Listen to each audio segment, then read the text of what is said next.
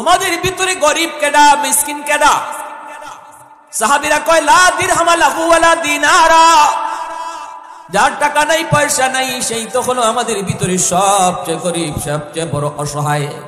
আমাদের ভিতরে সবচেয়ে সেই তো হলো মিসকিন, যার পয়সা নাই, টাকা নাই, ঘর নাই, বাড়ি নাই, সেই তো হলো আমাদের ভিতরে সবচেয়ে বড় অভাবী, সবচেয়ে বড় মিসকিন, সবচেয়ে বড় অসহায়। নবীজি বলেন না, যার টাকা নেই, পয়সা নেই, ঘর নেই, বাড়ি নেই, সে তোমাদের মধ্যে অভাবী নয় গো, সে তোমাদের মধ্যে সবচেয়ে বড় অসহায় নয়।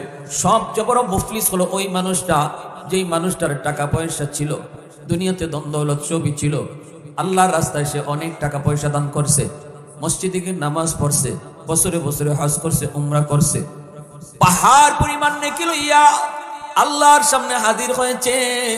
কিন্তু ওই মানুষের যে হক নষ্ট করেছে দুনিয়ায়, ওই মানুষগুলার হক দিতে শুরু করবে, হক দিতে শুরু করবে। কারণ কিয়ামতের ময়দানে একমাত্র চলবে নেকি, পয়সা চলবে না, রুপি চলবে না, ডলার চলবে না, পাউন্ড চলবে না। হাসরের মাঠে জমি জমা দিয়েও বদলা নেওয়া যাবে না। হাসরের মাঠ শুধুমাত্র চলবে নেকি। আমরা তো দুনিয়াতেও দেখি বাংলাদেশের টাকা ইন্ডিয়ায় চলে না, ইন্ডিয়ার টাকা পাকিস্তানে চলে না, পাকিস্তানের টাকা সৌদি চলে না, সৌদির টাকা লন্ডন চলে না, লন্ডনের টাকা আমেরিকায় চলে না। যার যার এলাকায় যেটা চলে এটাই চলে। হাসরের মাঠ আল্লাহ পাক এইভাবে সাজায় রাখছে, বান্দারে দুনিয়াতে তুই যার টাকা মাইরা খাইছো, দুনিয়াতে তুই যার জমি দখল করে নিছো, হাসরের মাঠে যদি ওই টাকা দিতেও চাস, সিস্টেম নেই। সুবহানাল্লাহ। তোর টাকা, তোর পাউন্ড, তোর ডলার এখানে ওকে, এখানে কোনো চলে না। এরপরেও বলেন কোনো টাকা পয়সা লইয়া কেউ কবরে যায়নি? জোরে বলেন। জমি জমা লইয়া, হ্যাঁ, 4 আঙ্গুল জমি দখল করে নিছো, আর রসুল বলেন 7 তবক জমিন তোমার গলাত আল্লাহ হাসরের মাঠে লটকাই দিব। 4 আঙ্গুল জমি দখল করছো। একজন দূর বলেন, ইত্তাকি দাওয়াতাল মাজলুম ফাইন্নাহু লাইসা বাইনাহা ওয়া বাইনাল্লাহি হিজাব। সালাসাতুন দাওয়াতুম মুস্তাজাবাতুন লা শাক্কা ফীহ, দাওয়াতুল মাজলুম ওয়া দাওয়াতুল মুসাফির ওয়া দাওয়াতুল ওয়ালিদ আলা ওয়ালাদিহি। আল্লাহ নবী বলেন 3 ব্যক্তির দোয়া বদদুয়ার সাথে সাথে আল্লাহর দরবারে কবুল হয়ে যায়। একজন হলো মজলুম, সমাজে দুর্বল মানুষ। যেই দুর্বল মানুষটার সমাজে কোনো টাকা ছিল না, পয়সা ছিল না, সম্পদ তার কম ছিল, গোষ্ঠীও তার ছোট ছিল, লোকজন তার ছিল না, না তার অনেকগুলি ছেলেও নাই, পাশে দাঁড়াইবার মতো কেউ নাই, আবার ক্ষমতাও নাই। এই লোকটার উপরে তুমি সবল মানুষটাই জুলুম করেছ, তারে কথা দিয়ে আঘাত করেছ, হাত তুলে আঘাত করেছ, অথবা তার জমি জমা দখল করে নিছ। কারণ সে দুর্বল, সে তার পক্ষে কেউ দাঁড়াবে না। এই অবস্থায় তুমি যে তার উপরে জুলুম করেছ, মনে রাখবা নবীজি বলেন এই দুর্বল মানুষটা দুনিয়ার আদালতে মামলা দেয় না, মেম্বারের কাছেও মামলা নিয়ে যায় না, চেয়ারম্যানের কাছেও যায় না, এমপির কাছেও যায় না, যায়ও যদি মামলা পায় না। কারণ হলো দুর্বলের পক্ষে কেউ নাই, মানুষ সবলের পিছে পিছে ঘুরে। ঠিক কিনা? জোরে হও। পয়সা যার আছে, লোক তার আছে, ঠিক না? ক্ষমতা যার আছে তার পিছে লোক আছে। দুর্বলের পক্ষে কেউ নাই, দুর্বলের পক্ষে কথা কওরা কেউ নাই। এজন্য দুর্বল মানুষ সমাজে সে যদি নির্যাতিত হয়, মজলুম হয়, তাহলে সে কারো কাছে যে বিচার পায় না, তার পক্ষে কেউ কথা বলে না। এজন্য সে থানায় গিয়ে মামলাও দেয় না, দারোগায়ও তার মামলা নেয় না, কারণ পয়সা কম পাইব। এই দুর্বল মানুষটা যখন আল্লাহর আদালতে মামলা দেয়, চোখের পানিটা ফেলায় যখন কই মালিক আমি মেম্বারের কাছে গিয়েও কোনো মামলা পাই নাই, চেয়ারম্যানের কাছে গিয়েও আমি বিচার পাই নাই, আদালতে গিয়েও আমি বিচার দায়ের করতে পারি নাই, মালিক দুনিয়ার আদালত আমি বাদ দিয়ে দিলাম, আমার উপরে যে জুলুম হয়েছে মালিক তুমি সব দেখছো, আমি তোমার আদালতে মামলা বসায় দিলাম। নবী কই মামলা বসাইতে দেরি, আল্লাহর আদালতে মামলা গ্রান্টেড হতে দেরি হয় না। দুনিয়ার আদালত বড় সহজ, আল্লাহর আদালত বড় কঠিন। দুনিয়ার আদালতে জজ সাহেবরে ঘুষ দেওয়া যায়, দুনিয়ার আদালতে জজ সাহেবরে বলমাস খাওয়ানি যায়, দুনিয়ার আদালতে জজ সাহেবকে মিনিস্টার দিয়া ফোন দেওয়ানি যায়। কিন্তু বলো দেখি আল্লাহর আদালতে এই সুযোগ আসেনি? আল্লাহরে ঘুষ দেওয়ার সাহস রামসির কারো আসেনি? আল্লাহরে ফোন দেওয়ানির সহজ সুযোগ কারো আসেনি? এজন্য দুনিয়ার আদালতে কোনো না কোনো সুরতে হয়তো মামলা থেকে খালাস পাওয়া যায়, কিন্তু আল্লাহর আদালতে যার বিরুদ্ধে মামলা হবে রে যুবক, এই মামলা থেকে রেহাই পাওয়ার কোনো উপায়। দুর্বলে যখন মামলা বসাই দিব, আল্লাহ কইব বান্দা তোর জীবনের নামাজ, তোর জীবনের রোজা, তোর জীবনের হজ, তোর জীবনের লক্ষ লক্ষ টাকা দান সৎকার লইয়া তুই জান্নাতে একটু পরে যা, আগে তোর বিরুদ্ধে মামলা আছে একটু মামলা দেখ গেল। তখনই দেখবো মামলার বাদী মানুষগুলা তার বিপক্ষে দাঁড়ায় আছে। তখন আল্লাহ কইব এই বিষয়টা আমার না বান্দা, আমার বিষয় হইলে তোরে আমি হয়তো কোনো উসিলায় মাফ করে দিতাম। কারণ কিয়ামতের ময়দানে আল্লাহর কুদরতি কলিজায় ৯৯ ভাগ দয়া মায়া থাকবো। আল্লাহ কোনো না কোনো উসিলায় আল্লাহ তার বান্দারে মাফ করে দিব। এমন মাফ করবার লাগি আল্লাহ পাক খালি উসিলা খুঁজবো। সুবহানাল্লাহ, জোরে বলেন। দুনিয়াতে দেখবেন জজ সাহেব আসামির পক্ষে থাকে, এটা জানেননি আপনারা? জজ সাহেব সবসময় কার পক্ষে থাকে? আসামির পক্ষে। যে কোনো একটা উসুরতনি পাওয়া যায়, কোনো একটা দুর্বলতানি পাওয়া যায়, তারে বাসানি নিয়ে যায় দুনিয়ার আদালত। একই সিস্টেম আল্লাহর আদালতেও। আল্লাহর আদালতেও আল্লাহ তার গুনাহগার বান্দাদের পক্ষে থাকবো। আল্লাহ খালি উসিলা খুঁজবো, আমার বান্দারে কোন একটা উসিলায় মাফ করতাম।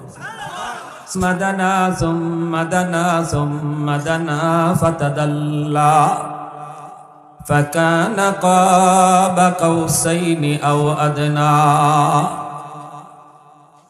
সাল্লাল্লাহু আলাইহি ওয়া আলা আলিহি ওয়া আসহাবিহি ওয়া বারাকা ওয়া সাল্লাম। আম্মা বা'দু ফাআউযু বিল্লাহি মিনাশ শাইতানির রাজীম। বিসমিল্লাহির রহমানির রহিম। يوم يفر المرء من أخيه وأمه وأبيه وصاحبته وبنيه. وقال رسول الله صلى الله عليه وسلم إنما بعثت معلما أو كما قال النبي عليه الصلاة والسلام. ऐ हबीबे किबरिया तुम पर सलाम, ऐ हमारे दिल रुबा तुम पर सलाम। दिल सदा कहता रहा तुम पर सलाम, ऐ हबीबे किबरिया तुम पर सलाम। मस्जिदे अक़सा में जुमला अंबिया, मस्जिदे अक़सा में जुमला अंबिया मुक़्तदी थे और वहा तुम मुक़्तदा, मुक़्तदी थे और वहा तुम मुक़्तदा। ऐ हबीबे किबरिया तुम पर सलाम, दिल सदा कहता रहा तुम पर सलाम। मोहब्बतेर साथे जबान खुले अल्प समय जिकिर करी ला इलाहा इल्लाल्लाह। सबाई ला इलाहा इल्लाल्लाह, ला इलाहा इल्लाल्लाह।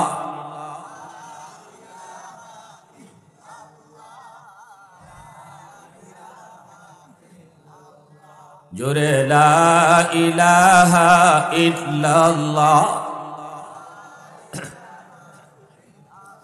ये जिक्र खुदा दिल में सदा रखने दिया कर, और नक्श खुदा दिल में जमा रखने दिया कर।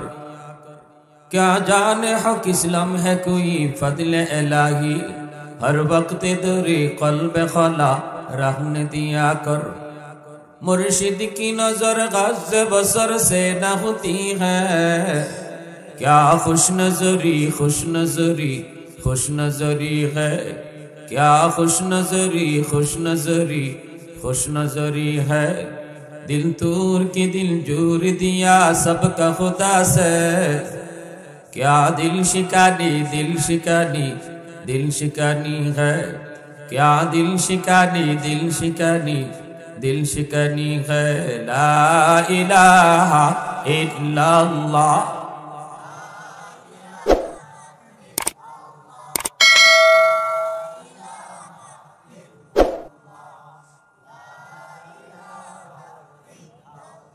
ला इलाहा इल्लल्लाहु मुहम्मदुर রাসূলুল্লাহ। জোরে সুরে বলি সাল্লাল্লাহু আলাইহি ওয়াসাল্লাম। ঐতিহ্যবাহী রামশ্রী গামরাশির উদ্যোগে আয়োজিত আজকে তাফসীরুল কুরআন মাহফিলের সম্মানিত সদরে ইজলাস, সভাপতি মহোদয়গণ, উপস্থিত জাতির বিবেক উলামায়ে কেরাম, অত্র এলাকার মুরব্বিয়ানে আযম, কলিজার টুকরা যুবক, পর্দার আড়ালে পর্দানিশীন সম্মানিত মা ও বোনেরা, লম্বা সময় আপনাদের সামনে বয়ান পেশ করেছেন নন্দিত ওয়াইজ হযরত মাওলানা হাফেজ শামসুল ইসলাম জমিরি শান রাসূল সাল্লাল্লাহু আলাইহি ওয়াসাল্লামের উপর যা কিছু আলোচনা করে গেলেন, আমাদের সবাইকে আল্লাহ পাক আমল করার তৌফিক দান করুন। সবাই বলি আমিন। মুআজ্জাজ হাজিরিন, হক দুই প্রকার, একটা হলো আল্লাহর হক আর একটা হলো বান্দার হক। একটা আল্লাহর হক, এটারে হকুল্লাহ কয়, আর বান্দার হক যেটা এটারে হকুল ইবাদ কয়। আল্লাহর হক আর বান্দার হক, এই দুটা হকের মধ্যে বেশি খতরনাক, বড় ভয়ঙ্কর, বড় জটিল হলো বান্দার হক। আল্লাহর হক যদি কেউ নষ্ট করে, আল্লাহ চাইলে তারা দয়া করে মাফ করে দিতে পারে। এক ওয়াক্ত নামাজ কাজা হইছে, আল্লাহ চাইলে তারা মাফ করে দিতে পারে, এটা আল্লাহর দয়া। হাসরের মাঠে বহু উসিলায় আল্লাহ তার বহু বান্দা বান্দিরে মাফ করে দিবে। যেমন এই মাহফিলে বসার উসিলায় বহু মানুষ আল্লাহ মাফ দিব। মাহফিলও বইছিল, নিয়ত ছিল আল্লাহরে খুশি করা। হাদিস শরীফে রাসূল বলেন, মাহফিল শেষ হয়, রহমতের ফেরেশতারাও যায়, যারা এতক্ষণ পর্যন্ত এই মাহফিলের পাহারাদারি করছে। আল্লাহ তাদেরকে জিজ্ঞেস করে, কোথায় ছিলাম? আল্লাহ ওই যে দুনিয়ার অমুক জায়গায়, মনে করে রামশ্রী, এই মাহফিলের কথাই কইব ফেরেশতারা যে আমরা এই মাহফিলের চতুর্দিকে পাহারাদার ছিলাম, তোমার বান্দারা বাড়িতে গেছে মাহফিল শেষ করে, আমরাও আইছি আমাদের বাড়িতে। আল্লাহ তখন বলবেন, আমার বান্দাদেরকে এই শীতের মাঝে বইয়া বইয়া কি চাইতে শুনছো, কেনই কষ্ট করছো, কি উদ্দেশ্যে রাখেছিল? ফেরেশতারা বলবে, মালিক, যদ্দূর দেখলাম, যদ্দূর বুঝলাম, ওরা সবাই তোমার কাছে জান্নাত চায়, জাহান্নাম থেকে বাঁচতে চায়। আল্লাহ পাক তখন বলবেন, তারা কি জান্নাত দেখছেনি? ফেরেশতারা বলবে, না গো মালিক, ওরা জান্নাত দেখে নাই। জাহান্নাম ওরা দেখছেনি? কয় না, জাহান্নাম ওরা দেখে নাই।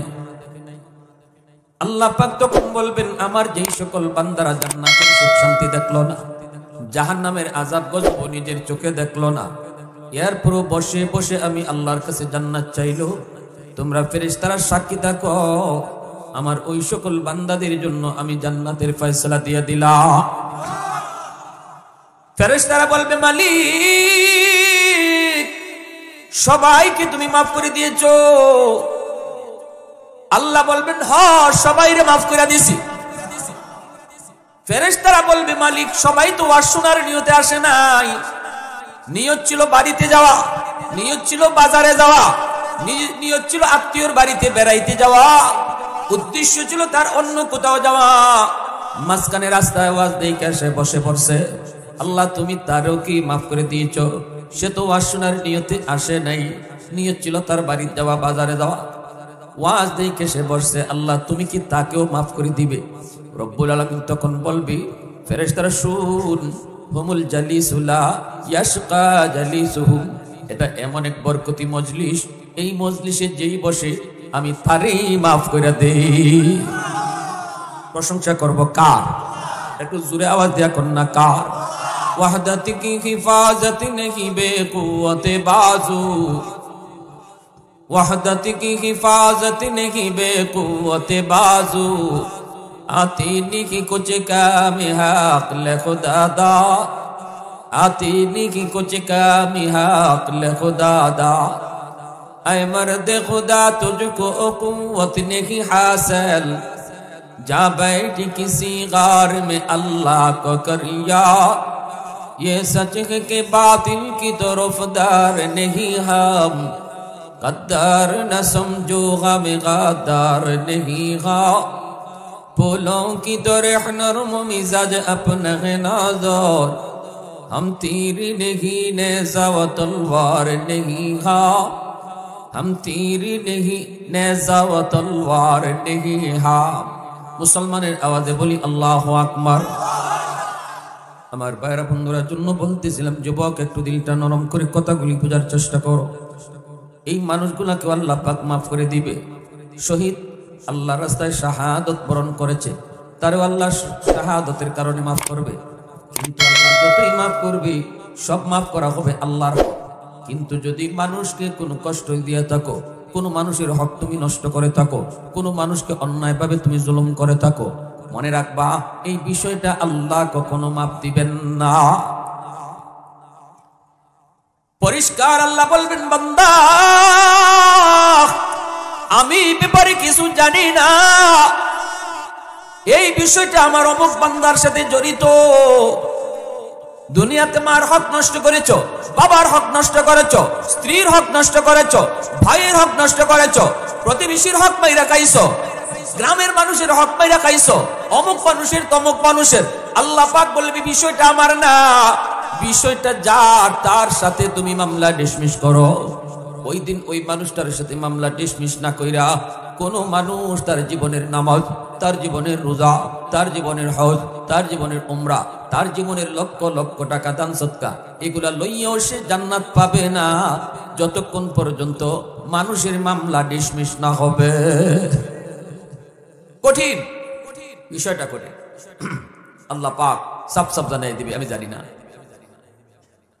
এ আল্লাহর গোলাম, এজন্যই নবীজি বলেছেন উম্মতের দল, সাহাবীরা কও তোমাদের ভিতরে মুফলিস কে, তোমাদের ভিতরে গরিব কেডা, মিসকিন কেডা? সাহাবীরা কয় লা দিরহাম লাহু ওয়ালা দিনারা, যার টাকা নাই পয়সা নাই সেই তো হলো আমাদের ভিতরে সবচেয়ে গরিব, সবচেয়ে বড় অসহায়। আমাদের ভিতরে সবচেয়ে সেই তো হলো মিসকিন, যার পয়সা নাই, টাকা নাই, ঘর নাই, বাড়ি নাই, সেই তো হলো আমাদের ভিতরে সবচেয়ে বড় অভাবী, সবচেয়ে বড় মিসকিন, সবচেয়ে বড় অসহায়। নবীজি বলেন না, যার টাকা নেই, পয়সা নেই, ঘর নেই, বাড়ি নেই, সে তোমাদের মধ্যে অভাবী নয় গো, সে তোমাদের মধ্যে সবচেয়ে বড় অসহায় নয়। সবচেয়ে বড় মুফলিস হলো ওই মানুষটা, যেই মানুষটার টাকা পয়সা ছিল, দুনিয়াতে ধন দৌলত সবই ছিল, আল্লাহর রাস্তায় সে অনেক টাকা পয়সা দান করছে, মসজিদে গিয়ে নামাজ পড়ছে, বছরে বছরে হজ করছে, উমরা করছে, পাহাড় পরিমাণ নেকি লইয়া আল্লাহর সামনে হাজির হয়েছে। কিন্তু ওই মানুষের যে হক নষ্ট করেছে দুনিয়ায়, ওই মানুষগুলার হক দিতে শুরু করবে, হক দিতে শুরু করবে। কারণ কিয়ামতের ময়দানে একমাত্র চলবে নেকি, পয়সা চলবে না, রুপি চলবে না, ডলার চলবে না, পাউন্ড চলবে না। হাসরের মাঠে জমি জমা দিয়েও বদলা নেওয়া যাবে না। হাসরের মাঠ শুধুমাত্র চলবে নেকি। আমরা তো দুনিয়াতেও দেখি বাংলাদেশের টাকা ইন্ডিয়ায় চলে না, ইন্ডিয়ার টাকা পাকিস্তানে চলে না, পাকিস্তানের টাকা সৌদি চলে না, সৌদির টাকা লন্ডন চলে না, লন্ডনের টাকা আমেরিকায় চলে না। যার যার এলাকায় যেটা চলে এটাই চলে। হাসরের মাঠ আল্লাহ পাক এইভাবে সাজায় রাখছে, বান্দারে দুনিয়াতে তুই যার টাকা মাইরা খাইছো, দুনিয়াতে তুই যার জমি দখল করে নিছো, হাসরের মাঠে যদি ওই টাকা দিতেও চাস, সিস্টেম নেই। সুবহানাল্লাহ। তোর টাকা, তোর পাউন্ড, তোর ডলার এখানে ওকে, এখানে কোনো চলে না। এরপরেও বলেন কোন টাকা পয়সা লইয়া কেউ কবরে যায়নি? জোরে বলেন। জমি জমা লইয়া, হ্যাঁ, 4 আঙ্গুল জমি দখল করে নিছো, আর রাসূল বলেন 7 তবক জমিন তোমার গলাত আল্লাহ হাসরের মাঠে লটকাই দিব। 4 আঙ্গুল জমি দখল করছো। একজন দূর বলেন, ইত্তাকি দাওয়াতাল মাজলুম فإنه ليس بينها وبين الله حجاب ثلاثة دعوات مستجابات لا شك فيه دعوة المظلوم ودعوة المسافر ودعوة الوالد على ولده আল্লাহ নবী বলেন তিন ব্যক্তির দোয়া বদদুয়ার সাথে সাথে আল্লাহর দরবারে কবুল হয়ে যায়। একজন হলো মজলুম, সমাজে দুর্বল মানুষ। যে দুর্বল মানুষটার সমাজে কোনো টাকা ছিল না, পয়সা ছিল না, সম্পদ তার কম ছিল, গোষ্ঠীও তার ছোট ছিল, লোকজন তার ছিল না, না তার অনেকগুলি ছেলেও নাই, পাশে দাঁড়াইবার মতো কেউ নাই, আবার ক্ষমতাও নাই। এই লোকটার উপরে তুমি সবল মানুষটাই জুলুম করেছ, তারে কথা দিয়ে আঘাত করেছ, হাত উঠে আঘাত করেছ, অথবা তার জমি জমা দখল করে নিছ, কারণ সে দুর্বল, সে তার পক্ষে কেউ দাঁড়াবে না। এই অবস্থায় তুমি যে তার উপরে জুলুম করেছ, মনে রাখবা নবীজি বলেন এই দুর্বল মানুষটা দুনিয়ার আদালতে মামলা দেয় না, মেম্বারের কাছে মামলা নিয়ে যায় না, চেয়ারম্যানের কাছেও যায় না, এমপির কাছেও যায় না, যায়ও যদি মামলা পায় না। কারণ হলো দুর্বলের পক্ষে কেউ নাই, মানুষ সবলের পিছে পিছে ঘুরে, ঠিক না? জোরে হও। পয়সা যার আছে লোক তার আছে, ঠিক না? ক্ষমতা যার আছে তার পিছে লোক আছে। দুর্বলের পক্ষে কেউ নাই, দুর্বলের পক্ষে কথা কওরা কেউ নাই। এজন্য দুর্বল মানুষ সমাজে সে যদি নির্যাতিত হয়, মজলুম হয়, তাহলে সে কারো কাছে যে বিচার পায় না, তার পক্ষে কেউ কথা বলে না। এজন্য সে থানায় গিয়ে মামলাও দেয় না, দারোগায়ও তার মামলা নেয় না, কারণ পয়সা কম পাইব। এই দুর্বল মানুষটা যখন আল্লাহর আদালতে মামলা দেয়, চোখের পানিটা ফালায় যখন কই মালিক আমি মেম্বারের কাছে গিয়েও কোনো মামলা পাই নাই, চেয়ারম্যানের কাছে গিয়েও আমি বিচার পাই নাই, আদালতে গিয়েও আমি বিচার দায়ের করতে পারি নাই, মালিক দুনিয়ার আদালত আমি বাদ দিয়ে দিলাম, আমার উপরে যে জুলুম হয়েছে মালিক তুমি সব দেখছো, আমি তোমার আদালতে মামলা বসায় দিলাম। নবী কই মামলা বসাইতে দেরি, আল্লাহর আদালতে মামলা গ্রান্টেড হতে দেরি হয় না। দুনিয়ার আদালত বড় সহজ, আল্লাহর আদালত বড় কঠিন। দুনিয়ার আদালতে জজ সাহেবরে ঘুষ দেওয়া যায়, দুনিয়ার আদালতে জজ সাহেবরে বলমাস খাওয়ানি যায়, দুনিয়ার আদালতে জজ সাহেবকে মিনিস্টার দিয়া ফোন দেওয়ানি যায়। কিন্তু বলো দেখি আল্লাহর আদালতে এই সুযোগ আসেনি? আল্লাহরে ঘুষ দেওয়ার সাহস রামসির কারো আসেনি?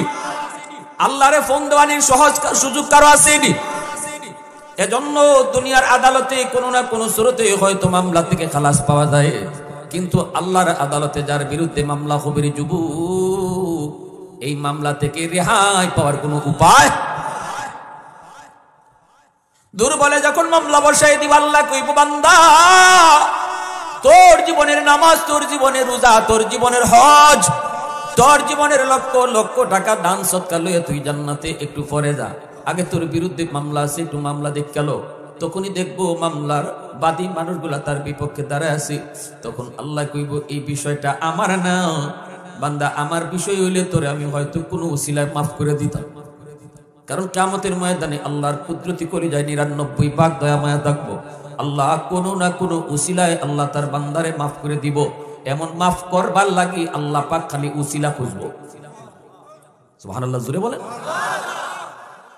দুনিয়া তো দেখবেন জজ সাহেব আসামির পক্ষে থাকে, এটা জানেননি আপনারা? জজ সাহেব সবসময় কার পক্ষে থাকে? আসামির পক্ষে। যে কোনো একটা উসুরতনি পাওয়া যায়, কোনো একটা দুর্বলতা পাওয়া যায়, তারে বাসানি নিয়ে যায় দুনিয়ার আদালত। একই সিস্টেম আল্লাহর আদালতেও। আল্লাহর আদালতেও আল্লাহ তার গুনাহগার বান্দাদের পক্ষে থাকবো। আল্লাহ খালি উসিলা খুঁজবো, আমার বান্দারে কোন একটা উসিলায় মাফ করতাম। সুবহান সুবহানাল্লাহ। একটা উসিলার কথা কই, মনোযোগ আছে আপনাদের? আল্লাহ হাশরের ময়দানে ইমাম গাজ্জালী রাহমাতুল্লাহি আলাইহি তার দাকাইকুল আখবার নামক কিতাবের ভিতরে লিখছেন, একজন মানুষ আল্লাহ মাফ করতে চাইবো কিন্তু উসিলা খুঁজতেছে। আল্লাহ উসিলা খুঁজতে গিয়ে কয় বান্দা বল, দুনিয়াতে কোনো আলিমের মজলিসে তুই বসছিলি নি? এই উসিলাটা যদি আমি আল্লাহ পাই আমি তোরে মাফ করে দিব। কইব না গো মালিক, মনে পড়ে না, রামশ্রী এলাকায় আমার বাড়ি ওয়াজ হয়েছে কিন্তু বইছি না। আল্লাহ তখনও রাগ করে না। সুবহানাল্লাহ, আল্লাহ তখনও রাগ করতেছে না এর উপর। আল্লাহ কইব বান্দা বল, কোন আলেমের সাথে জীবনে একদিন হইলো খানা খাইছত নি? কইব না গো মালিক, মনে পড়ে না। তখন আল্লাহ রাগ করে না। আল্লাহ তখন কইব বল, এমন কোন ঘরে তুই থাকছো কিনা যেই ঘরে আগে কোন আলেম কোনদিন ছিল?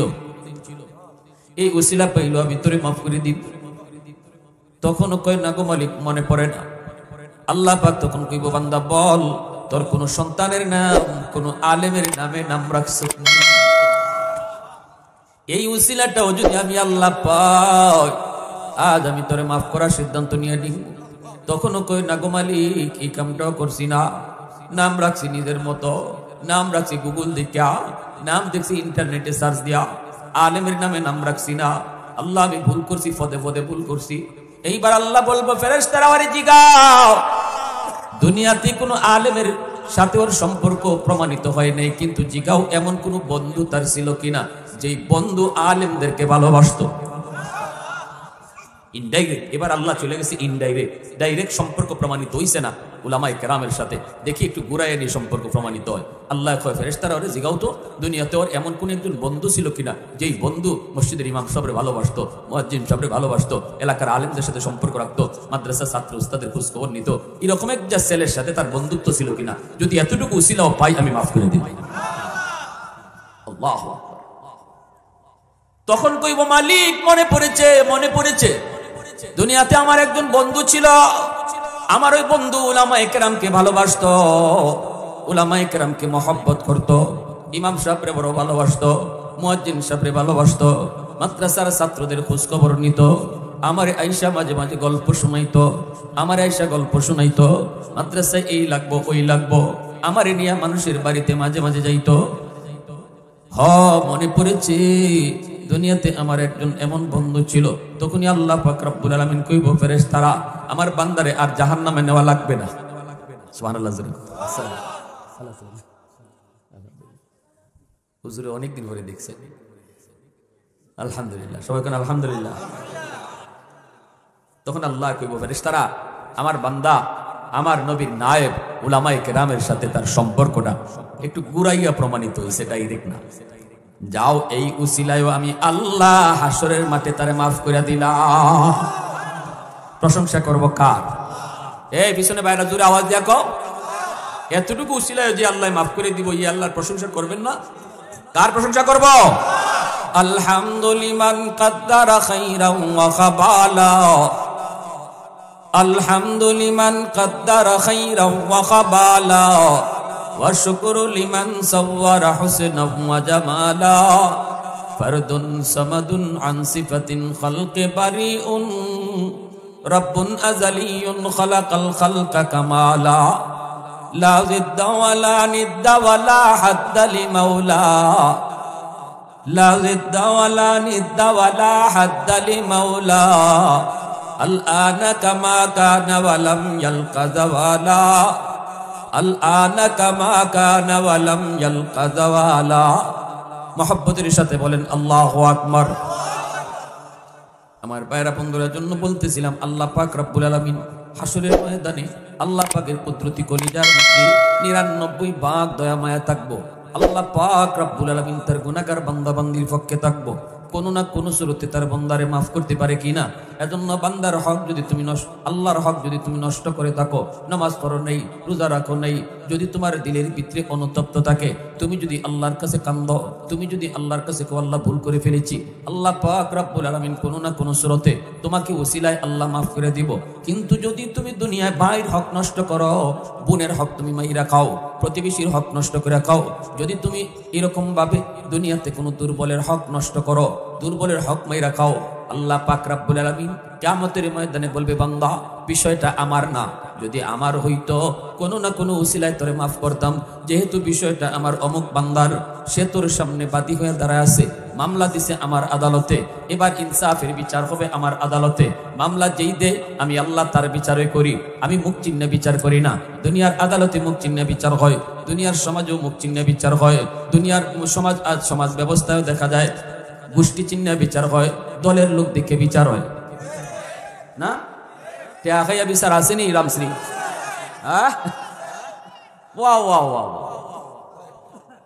বিচারের আগের দিন রাইতে কবিরাজি চলে, ঠিক না?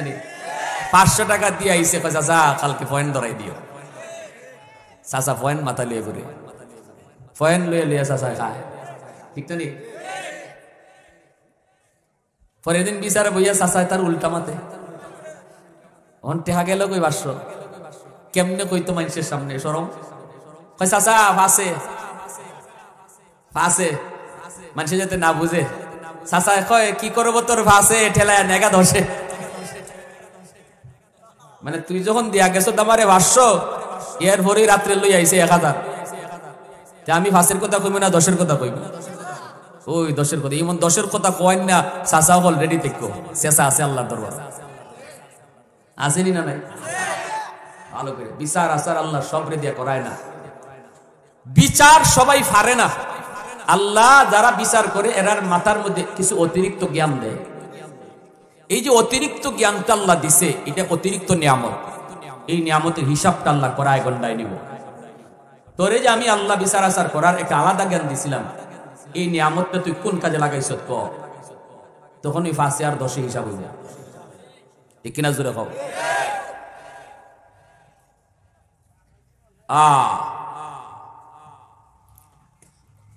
আমার রসুল রহমতের নবী ইনসাফ প্রতিষ্ঠা করার জন্য দুনিয়ায় ছিলেন।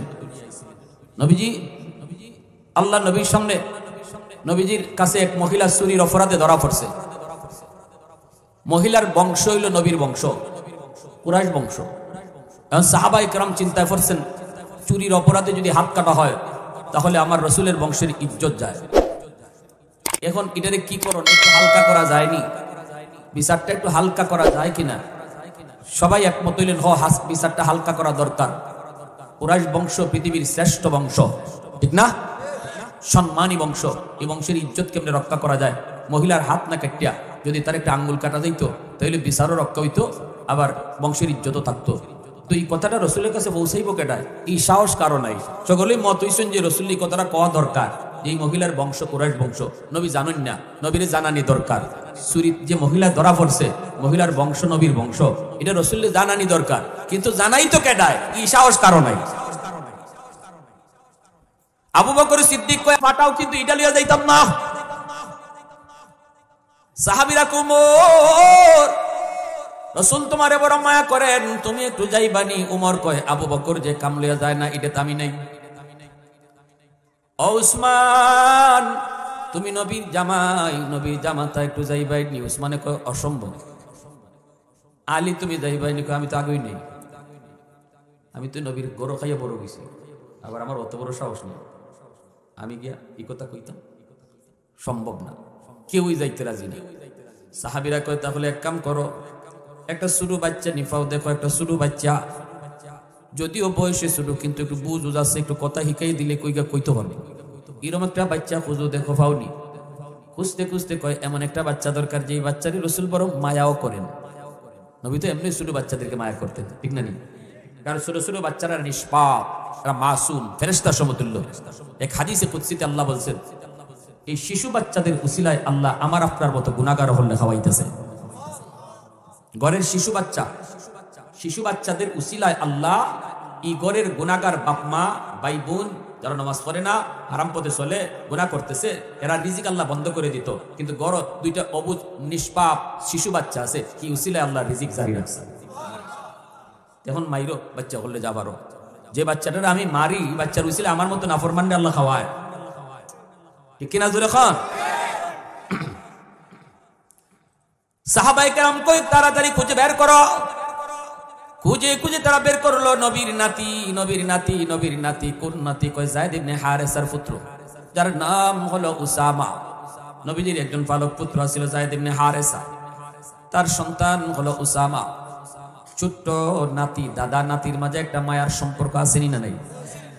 উসামাকে সবাই ডাক দেখো, উসামা আও একটা কথা শিখাই দিমু। আর ময়না ফাঁকির মতো মুখস্থ করে দাদার সামনে গিয়ে কইলি ভাই কোন কথা? কইবা দাদা আজকে যেই মহিলাটা আপনার আদালতে চুরির অপরাধে ধরা খাইছে তার বংশ কোনটা জানেননি গো? বংশ হলো আপনার বংশ কুরাইশ বংশ। তারপরে তুমি কইবে দাদা এই বংশের ইজ্জত রক্ষার জন্য বিচার একটু হালকা করা যায়নি? দাদা গো আমি ছোট মানুষ, আপনারা কই আপনা কাটতে আঙ্গুল কাটতে দিলাম, তাইলে বিচারও রক্ষা হয়, বংশের ইজ্জতও থাকে। উসামারে শিখাই দিছি। উসামায় কই আমারে যদি দাদা মারে তাহলে তোমরা কই থাকবা? তোমরা তো কেউ গেলায় না, আমারে ফাটাইতেছে। সাহাবীরা কয় আমরা দাঁড়াই আছি, চিন্তা করো না। রসুলে তোমারে মারবার লইলি আমরা দৌড় দিয়ে গিয়া মাঝখানে ফিরে কুম ইয়া রাসূলুল্লাহ, ছোট মানুষ বুঝছে না, মাফ করে দেব। ফাটাইবো হেরা ওই, আবার মাঝখানে গিয়া খামাইবো এরাও। আমরা দাঁড়াই আছি, তুমি টেনশন করো না, যাও। উসামারে ফাটাই দিছে। নবীজির কাছে উসামা এসে কয় দাদা, আইয়ো দাদা কইবার আগে এই ঘেঁষাঘেঁষি শুরু করছে, কুলো উঠে গালে গালে গাল লাগায়। শিশু বাচ্চা চলতে থেকে আমার ছোট মেয়ে এটা আছে, কোনো কিছু চাইবার আগে দাঁড়ো আইয়া এমন ভাবে নাকে নাকে নাক লাগাইবো, হ্যাঁ গালে গালে গাল লাগাইবো, ঘষাঘষি করবো। তাই আমি ইরম করলে আমি বুঝ জ্বালাই, আম্মু কিতা লাগবো তোমার কইলাম, এমনি আইসে দেখ কাবো আমি কোনটা চাইছি কোন, আমি তোমার এই ঘষাঘষিতে আমি বুঝতেছি তুমি কুস্তা চাইবা, ঠিক না রে? বাচ্চারাও বুঝে এটা যে কুস্তা চাইবার আগে বাইল দেওয়ান লাগে, ঠিক না? চাইবার আগে বাইল দেওয়ান লাগে, বাইল দিলে চাওয়াটা মজবুত হয়। এটা আল্লাহ শিখাইছে যে চাইবার আগে প্রশংসা করো, প্রশংসা করবা, প্রশংসা করবা, তারপরে চাইবা। এটা আল্লাহ নিজেই শিখাই দিছে, আল্লাহ এটা পছন্দ করে। সুবহানাল্লাহ জোরে কর। পয়লা ছুটি আল্লাহ কয় না ইহদিনাস সিরাতাল মুস্তাকিম, পয়লা ছুটি আল্লাহ শিখাইছে না ইহদিনাস সিরাতাল মুস্তাকিম। প্রথম আল্লাহ শিখাইছে কও আলহামদুলিল্লাহি রাব্বিল আলামিন আর রহমানির রহিম মালিক ইয়াউমিদ্দিন। ওই খালি আল্লাহর প্রশংসা, আল্লাহর প্রশংসা, আল্লাহর গুণগান। এরপরে আল্লাহ কয় এখন কও কোন কিতা চাও, কয় ইহদিনাস সিরাতাল মুস্তাকিম, আমারে জান্নাতের পথ দেখাও। সুবহানাল্লাহ, দেখছেন নি?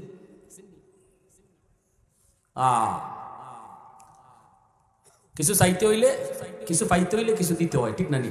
বাপ মার কাছ থেকে যদি আপনি দোয়া পাইতে হয়, তাইলে বাপ মার সাথে খারাপ আচরণ করলে দোয়া আইব কোনোদিন? বাপ মার সাথে ভালো আচরণ করলে তো দোয়া আইব। আলেম ওলামার কাছ থেকে আপনি দোয়া নিতেন, বেয়াদবি করলে আইব? আলেমদের সাথে চললে, তাদেরকে সম্মান করলে দোয়া আইব। উসামা যায় কয় দাদা, নবী কয় কিতা কইতে কইলাও, কয় দাদা এই যে মহিলাটা চুরির অপরাধে ধরা পড়ছে, জানেননি তার বংশ কোনটা?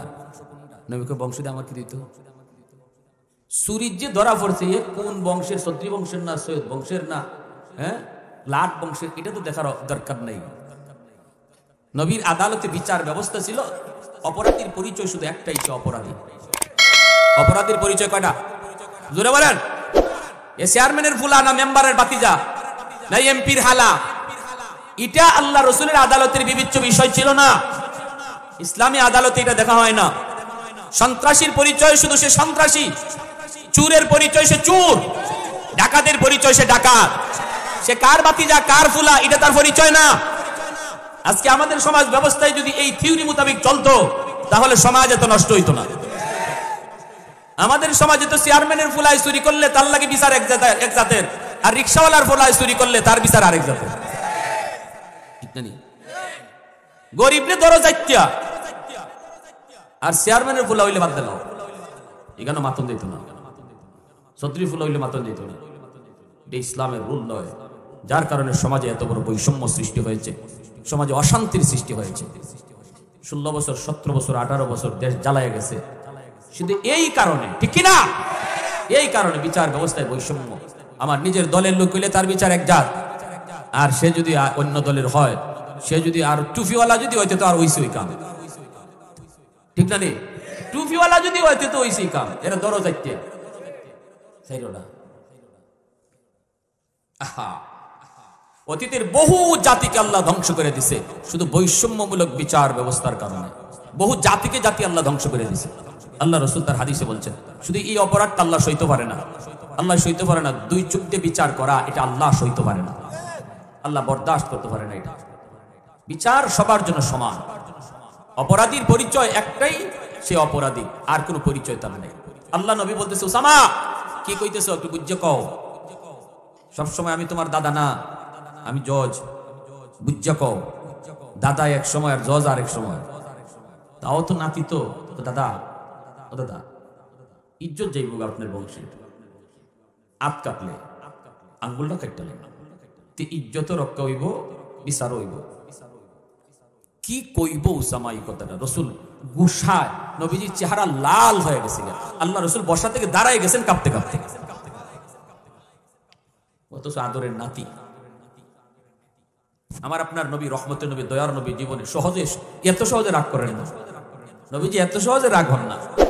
নবীজি নিজের ব্যক্তির উপরে আক্রমণ হয়ে নবী রাগ করেন না, কিন্তু এই কথায় রসুল এত রাগ করছেন বসা থেকে দাঁড়ায় গেছেন। এবার আল্লাহ নবী দাঁড়ানো মাত্রই সাহাবায়ে কেরাম বাপ বুঝা দৌড়ে আইছেন। খাইয়ে গো ইয়া রাসূলুল্লাহ, শুধু মানুষ বুঝে না। আল্লাহ নবী কই, এটা আমার উসামার কথা না, এটা তোমরা হিকাই দিছো, এটা হিকাইনা কথা। এ সাহাবীরা শুনো, ভালো করে শুনো, আমি মুহাম্মদুর রাসূলুল্লাহর কথাটা শুনো। আল্লাহ আমাকে দুনিয়াতে ইনসাফ প্রতিষ্ঠা করার জন্য দুনিয়া পাঠাইছে, বৈষম্যমূলক বিচার ব্যবস্থা দূর করার জন্য আল্লাহ আমারে দুনিয়া পাঠাইছে। আল্লাহ পাঠাইছে দুনিয়াতে ইনসাফ প্রতিষ্ঠা করতাম, সঠিক ন্যায় বিচার প্রতিষ্ঠা করার জন্য আল্লাহ আমাকে দুনিয়া পাঠাইছে। ভালো করে শুনো, শুধু আমার বংশের নারী না, যদি আমার কলিজার টুকরা মেয়ে ফাতেমাও চুরির অপরাধে ধরা পড়তো, আমি নবী বাপ হইয়া তার হাতটা কেটে দিতাম। একটু আওয়াজ দেয়া করুন না সুবহানাল্লাহ, আর একটু জোরে করুন না সুবহানাল্লাহ। ওয়াল্লাইলু মিহি জুলফে মুহাম্মদ কাতারান্নুম, ওয়াশ-শামসু মির খুসারায়ে আহমদ কাতারান্নুম, ওয়াল ফজর মিহি সুবহে রিসালাত কি বিশারাত, ওয়াল আসর মিহি দৌরে নবুয়ত কি বিশারাত, हर फूल में रूए मदीना का तबस्सुम, शाखों की लचक में बेक़दा का तकल्लुम, यासीन से मौला ने कभी उनको पुकारा, हामीम को भी और कभी तासीन इशारा, ये रमज़ों के कुछ आशिक माशूक के माबैन, समझा है जिन्हें ख़ल्क़ों में अक्सर वर कौनैन, समझा है जिन्हें ख़ल्क़ों में अक्सर वर कौनैन। मुसलमानेर आवाज़े बोलें अल्लाहु আকবার, আরো জোরে কোন আল্লাহু আকবার। এজন্য আমার বারা বন্ধুরা, জুলুম আল্লাহ বরদাস্ত করে না রে যুবক।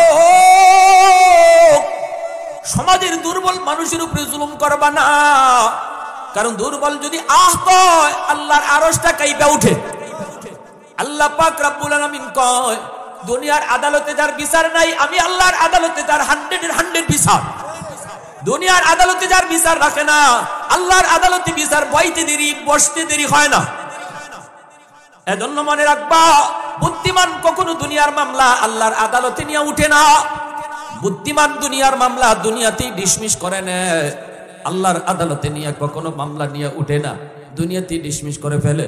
কারণ হলো ওই দিন দুর্বল মানুষটা যখন মামলা বসায় দিব, ও মালিক আমার 4 আঙ্গুল জায়গা সিং টিল্লা লয়ে গেছি গা, আল্লাহ আমার জমির আইল কেটে লয়ে গেছি গা,